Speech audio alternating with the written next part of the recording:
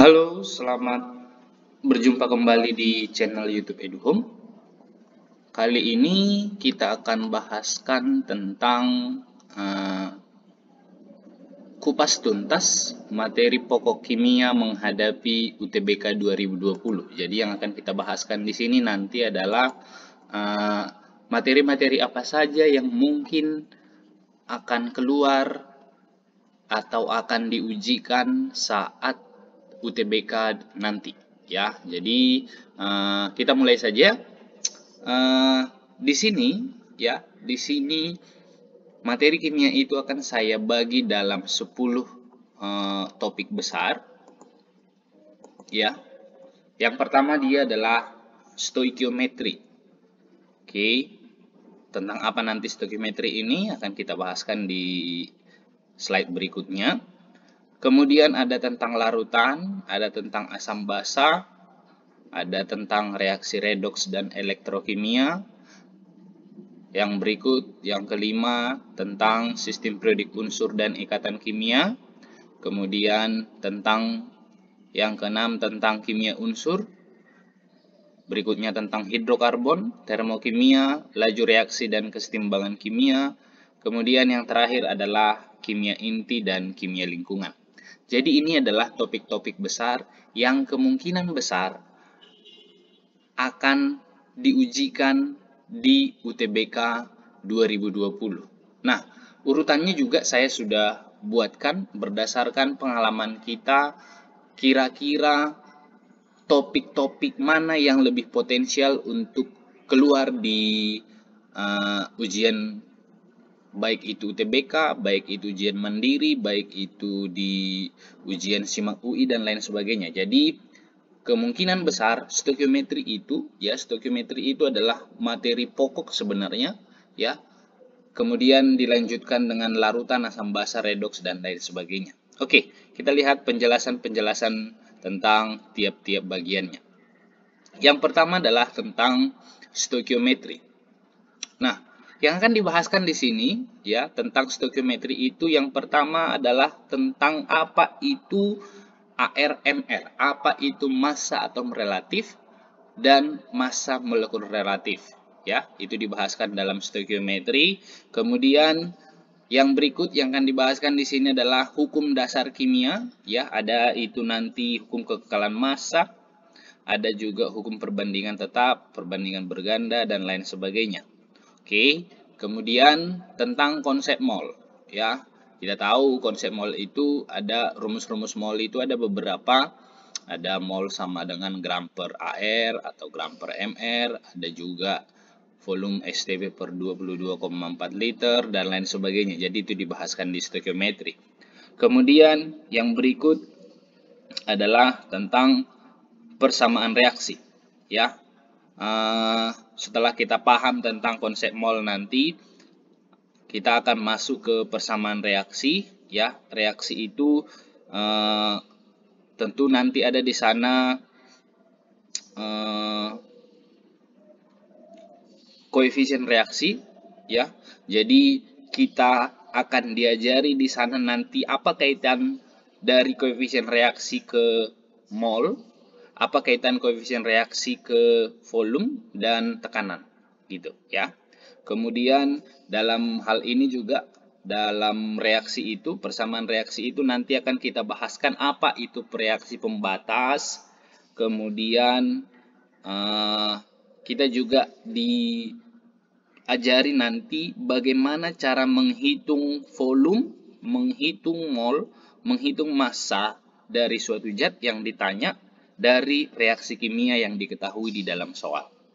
Oke. Kemudian yang terakhir mungkin yang akan dibahaskan dalam stoikiometri itu adalah tentang rumus empiris dan rumus molekul. Kita tahu rumus empiris itu adalah perbandingan paling sederhana dari atom-atom penyusun suatu senyawa, sedangkan rumus molekul itu adalah perbandingan sebenarnya dari atom-atom penyusun suatu senyawa. Oke, dalam hal ini juga nanti dalam stoikiometri itu akan dibahaskan juga mungkin salah satunya tentang kadar unsur dalam senyawa, ya, kadar zat dalam senyawa juga akan kita bahaskan di sana. Oke, misalkan di situ nanti dibahaskan berapa persen N dalam senyawa ini atau berapa persen O dalam senyawa itu, gitu kira-kira, ya. Oke, itu tentang stoikiometri. Jadi sebenarnya stoikiometri itu adalah pokok dari perhitungan-perhitungan kimia, kalau boleh saya bilang. Jadi kalau kamu nggak tahu bagaimana hubungan antara mol dengan koefisien reaksi, ya bagaimana menjawab perhitungan kimia seperti itu. Ya, jadi materi stoikiometri memang betul-betul kita pahami. Oke, kita lanjut ke materi larutan. Ya, larutan itu yang akan kita bahaskan di sini nanti adalah tentang konsentrasi larutan. Oke, jadi sebenarnya larutan itu ada larutan asam basa sebenarnya, tapi nggak saya masukkan di sini karena larutan asam basa itu topiknya banyak, jadi larutan itu saya bagi ya, larutan sama larutan asam basa. Oke, kita bahas larutan yang pertama ini mengenai konsentrasi larutan. Apa yang dibahaskan di situ? Konsentrasi larutan yang dibahaskan adalah tentang molaritas, molalitas, normalitas, fraksi mol, persen massa, dan lain sebagainya. Oke, kemudian yang berikut yang dibahaskan dalam larutan itu adalah tentang konsep pengenceran. Bagaimana ada dua konsep di situ pengenceran itu, pengenceran atau bagaimana konsep pengenceran dengan penambahan air dan bagaimana konsep pengenceran dengan penambahan larutan sejenis. Jadi dibahaskan di sini. Oke, yang ketiga yang dibahaskan di sini yang berikut adalah sifat koligatif larutan. Ya, sifat koligatif larutan. Nah, dalam sifat koligatif larutan ini kita tahu ada 4 ya. Yang pertama delta P, penurunan tekanan uap, kemudian delta TB, kenaikan titik didih, delta TF, penurunan titik beku, V, tekanan osmosis. Jadi itu yang dibahaskan juga di sini. Kemudian yang berikut tentang kelarutan dan KSP. Ya, kelarutan, apa itu kelarutan dan apa itu KSP. Kemudian apa pengaruh dari ion senama dalam larutan itu dan bagaimana syarat dari pengendapan dibahaskan dalam materi yang keempat ini. Oke, kita lanjut ke materi yang ketiga mengenai larutan asam basa. Nah, untuk larutan asam basa, yang pertama yang akan kita bahaskan adalah teori asam basa. Ya, kita tahu ada 3 teori yang paling sering disampaikan. Ya, yang pertama adalah teori Arrhenius, teori asam basa Bronsted-Lowry, dan teori asam basa Lewis. Kemudian juga kita bahaskan di sini nanti tentang jenis asam basa. Ya, ada asam kuat, asam lemah, ada basa kuat, basa lemah, apa aja contohnya dan lain sebagainya. Jadi dibahaskan di situ. Kemudian yang berikut yang dibahaskan dalam asam basa itu adalah titrasi dan buffer. Apa itu konsep dari titrasi? Ya, kemudian apa itu buffer? Ya, kita tahu bahwa buffer itu ada 2, ya. Yang pertama buffer asam, ada buffer basa. Nah, konsep itu juga akan kita pelajari di sini, ya. Kita bahaskan bagaimana itu buffer, apa syarat buffer itu terjadi dan lain sebagainya. Ya. Kemudian mengenai hidrolisis, ya. Hidrolisis itu apa? Jenis dari hidrolisis itu bagaimana? Syarat dari hidrolisis itu juga bagaimana? Kita bahaskan di materi asam basa. Kemudian yang berikut pH campuran. Jadi di sini bagaimana kalau asam dan basa dicampurkan? Apa yang terjadi? Ya. Nah, atau juga bagaimana kalau asam kuat dengan basa lemah dicampurkan? Apa yang terjadi kalau semuanya habis? Apa yang terjadi kalau si asam kuatnya yang sisa atau si basa lemahnya yang sisa? Jadi itu yang akan dibahaskan di sini dan ini berkaitan juga nanti kalau sudah ke semuanya ini Ya, ini berkaitan juga nanti ke stoikiometri. Jadi memang benar-benar harus kita pahami konsep stoikiometri yang di awal tadi. Ya.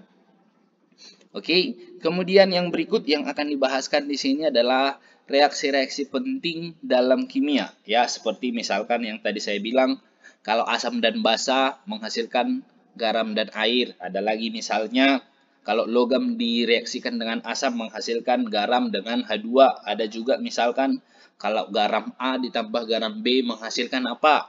Ada juga oksida asam tambah basa menghasilkan apa? Ada juga oksida asam tambah basa menghasilkan apa dan lain sebagainya. Ya, itu reaksi-reaksi mungkin yang penting dalam konsep asam dan basa tadi. Oke, kita lanjut ke yang berikut, reaksi redoks dan elektrokimia. Nah, dalam reaksi redoks ini tentu materi pertama adalah apa itu reduksi, apa itu oksidasi. Jadi kita bahaskan dalam redoks ini nanti apa itu reduksi, oksidasi, apa itu juga bilangan oksidasi. Ya, apa itu reaksi autoredoks dan bagaimana penyetaraan reaksi redoks gitu. Kita tahu penyetaraan reaksi ada dua, metode setengah reaksi dan metode PBO, perubahan bilangan oksidasi. Jadi kita bahaskan dalam hal ini nanti bagaimana langkah-langkah menyelesaikan penyetaraan reaksi baik itu setengah reaksi maupun PBO. Oke. Yang berikut dalam redoks itu kita bahaskan tentang sel volta. Ya. Bagaimana itu, apa itu sel volta, bagaimana prinsipnya, kemudian dibahaskan juga nanti di sini tentang deret volta. Ya. Deret volta itu apakah apa syarat dari reaksi, suatu reaksi itu bisa berlangsung atau tidak, itu bisa kita lihat dari deret volta, ya, keberadaan logam yang ada dalam deret volta itu bisa kita lihat dari sana. Kemudian apa itu potensial sel, apa itu potensial enol sel, ya, potensial reduksi standar, kemudian itu apa korosi, kita bahaskan dalam sel volta. Kemudian yang berikut yang dibahaskan adalah tentang elektrolisis, ya. Elektrolisis itu kita bahas nanti bagaimana prinsip-prinsip yang terjadi dalam elektrolisis itu, kemudian apa reaksi yang terjadi di anoda, apa reaksi yang terjadi di katoda, ya, itu dibahaskan dalam sel elektrolisis. Kemudian nanti juga kita bahaskan di sini bagaimana hukum Faraday 1 dan penerapannya, bagaimana hukum Faraday 2 dan penerapannya. Oke. Yang berikut tentang SPU, ya, sistem periodik unsur dan ikatan kimia.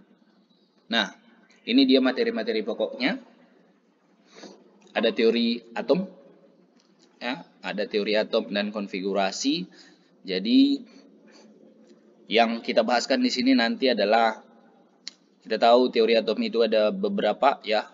Ada teori atom Dalton, ada teori atom Thomson, Rutherford, Bohr, dan teori atom modern.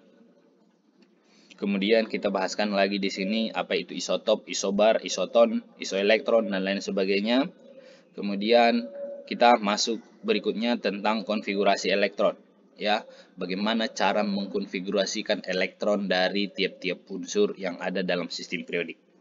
Oke, nah dari konfigurasi itu nanti akan kita lihat apa sih itu kulit, apa itu subkulit, apa itu orbital, apa itu elektron valensi. Juga kita bahaskan itu apa itu bilangan kuantum. Ada 4 bilangan kuantum utama, bilangan kuantum azimut, bilangan kuantum magnetik, dan bilangan kuantum spin. Oke, kemudian yang berikut materinya adalah perkembangan dan sifat SPU, ya, sistem periodik unsur. Jadi kita bahaskan di sini nanti apa hubungan dari konfigurasi elektron dengan sistem periodik unsur. Kemudian kita diajarin bagaimana apa itu periode, apa itu golongan, dan sifat-sifat sistem periodik unsur dalam satu golongan dan sifat dalam satu periode. Kemudian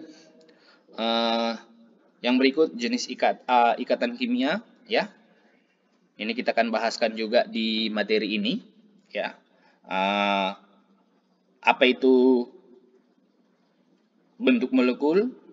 Oke, apa itu bentuk molekul? Bentuk molekul linear, tetrahedral, dan lain sebagainya. Bentuk hibridisasinya, sp2, sp3, dan lain sebagainya, ya. Akan kita bahaskan dalam sistem periodik unsur dan ikatan kimia. Oke, kita masuk ke materi kita yang ke-6. Ya, materi kita yang ke-6 adalah kimia unsur. Jadi, yang dibahaskan di sini adalah golongan-golongan utama biasanya, ya, dalam materi pelajaran kelas 3 itu yang dibahaskan adalah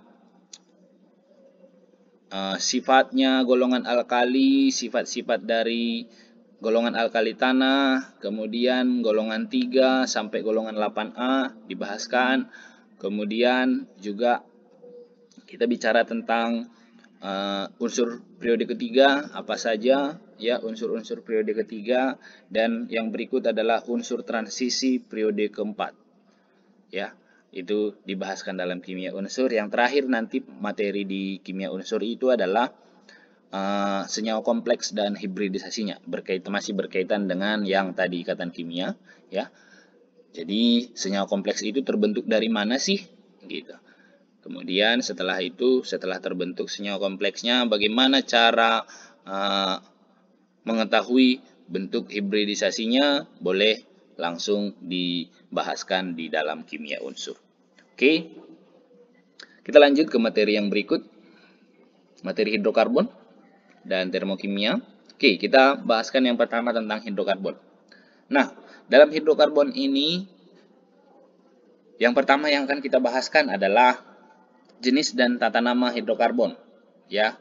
Jenis hidrokarbon itu ada misalnya hidrokarbon jenuh dan tak jenuh, apa saja hidrokarbon jenuh, apa saja hidrokarbon tak jenuh, kita bahaskan di sini. Kemudian tata nama, ya, bagaimana tata nama alkana, alkena, alkuna, dan lain sebagainya. Oke, kita bahaskan juga tentang isomer di sini, ya. Ada berapa jenis isomer, ya, isomer posisi, isomer optis aktif, dan lain sebagainya. Oke, yang berikut materi keduanya adalah turunan hidrokarbon atau derivat hidrokarbon dan reaksi-reaksinya, ya. Ada alkohol dengan ether yang berisomer, ada aldehid dengan keton yang berisomer, ada asam karboksilat dengan ester yang berisomer. Kemudian bagaimana reaksi-reaksinya? Apakah oksidasi alkohol, bagaimana caranya, ada berapa jenis alkohol, dibahaskan juga di sini. Oke, reaksi-reaksi pentingnya juga kita bahaskan nanti, ada reaksi adisi, reaksi substitusi, eliminasi, dan lain sebagainya. Oke, kita masuk ke bagian yang berikut tentang senyawa aromatik, ya. Ada kita tahu bahwa senyawa aromatik itu benzen, begitu, ya, dibahaskan benzen dan turunannya di situ. Kemudian ada nanti yang berikut kita bahaskan adalah biomolekul. Jadi itu bicara tentang karbohidrat, protein, bagaimana uji karbohidrat, uji protein, dan lain sebagainya. Kemudian yang terakhir adalah polimer, ya, jenis-jenis polimer itu bagaimana, dan lain sebagainya. Oke, materi kita yang ke-8 itu tentang termokimia, ya. Itu tentang termokimia kita bahas. Yang pertama adalah jenis reaksinya, ya. Apa saja reaksi-reaksi dalam termokimia itu, ya. Ada reaksi eksoterm, ada reaksi endoterm. Kemudian kita bahaskan juga tentang apa itu entalpi dan kalor reaksi, ya. Bagaimana cara mencari delta H reaksi atau kalor reaksi, ya. Apa kaitannya dengan energi ikat, apa kaitannya dengan delta HF, gitu, ya. Jadi dibahaskan di sini ada juga pembahasan nanti tentang energi ikat dan hukum Hess. Kemudian yang terakhir nanti yang akan dibahaskan adalah kalorimeter. Kalorimeter sederhana, kalorimeter bom, bagaimana rumusnya, bagaimana penerapannya, dibahaskan dalam termokimia. Oke, yang berikut yang ke-9 mengenai laju reaksi dan kesetimbangan kimia. Ya. Nah, dalam konsep laju reaksi, yang pertama yang akan dibahaskan adalah persamaan laju reaksinya. Oke, kemudian faktor-faktor yang mempengaruhi laju reaksi, ada konsentrasi, ada luas permukaan, ada suhu, tekanan, katalis, dan lain sebagainya. Kemudian perhitungannya, ya, bagaimana mencari nilai laju reaksinya, bagaimana mencari order reaksi, dibahaskan dalam hal ini. Kemudian kalau tentang kesetimbangan, ya, kita akan disuruh untuk mencari apa itu jenis kesetimbangan kimia, ya. Ada juga tentang konstanta kesetimbangan kimia, ya, yang K. Oke, kemudian kita bahaskan juga di sini nanti tentang apa itu derajat disosiasi, kemudian apa itu K, apa itu KC, apa itu KP, apa hubungannya, gitu. Oke. Kemudian yang berikut bagaimana perubahan harga K dan pergeseran kesetimbangan. Oke, dan yang terakhir nanti yang dibahaskan di sini adalah perhitungan mencari nilai K, nilai KC dan KP. Oke, yang berikut kita bahaskan tentang kimia inti dan kimia lingkungan. Ini yang terakhir, ya. Jadi dalam kimia inti yang dibahaskan adalah tentang unsur radioaktif dan reaksi inti, ya. Apa itu juga sinar radioaktif, apa sinar alfa, sinar beta, sinar gamma, dan partikel-partikel yang dipancarkan seperti proton, elektron, positron, triton, dan lain sebagainya. Kemudian reaksi inti, apa itu reaksi peluruhan, reaksi penembakan, reaksi fisi, reaksi fusi, dibahaskan di sini. Apa itu waktu paruh. Oke. Kemudian kimia lingkungan, kita akan bahaskan tentang air dan kualitasnya, udara dan kualitasnya, komposisinya, dan polutan-polutan apa saja yang ada di situ. Kemudian zat aditif, kita bahaskan juga dalam kimia lingkungan. Pupuk, pestisida, kita bahaskan juga di situ. Yang terakhir tentang koloid, apa itu koloid, sifat-sifat koloid, jenis koloid, dan pembuatan koloid. Jadi itulah materi pokok di kimia itu, ya, rangkuman dari kelas 10 sampai kelas 12 SMA. Nah, saran saya adalah kuasai minimal 6 topik dari yang 10 topik yang saya buatkan ini. Ya, kuasai 6 topik. Jadi, saya pikir dengan menguasai 6 topik, kamu sudah bisa minimal setengah dari soal-soal yang ada di UTBK itu sudah kamu kuasai. Gitu. Jadi, itu saran saya, pilih yang paling sering keluar. Bagaimana cara mencari yang paling sering keluar, ya, materi yang paling sering keluar. Lihat soal-soal SBMPTN, UTBK di 5 tahun terakhir, ya, bandingkan dan cari topik-topiknya, kemudian itu pelajari. Nanti kita akan bahaskan tekniknya dan topik-topik apa saja yang paling sering keluar di video berikutnya. Oke, saya pikir sekian dulu video saya kali ini. Terima kasih telah menonton. Jangan lupa subscribe, jangan lupa like, komen, dan bantu channel ini untuk lebih baik dengan kritik dan saran dari teman-teman. Saya pikir itu aja. Terima kasih. Selamat berjumpa kembali di video berikutnya. Salam.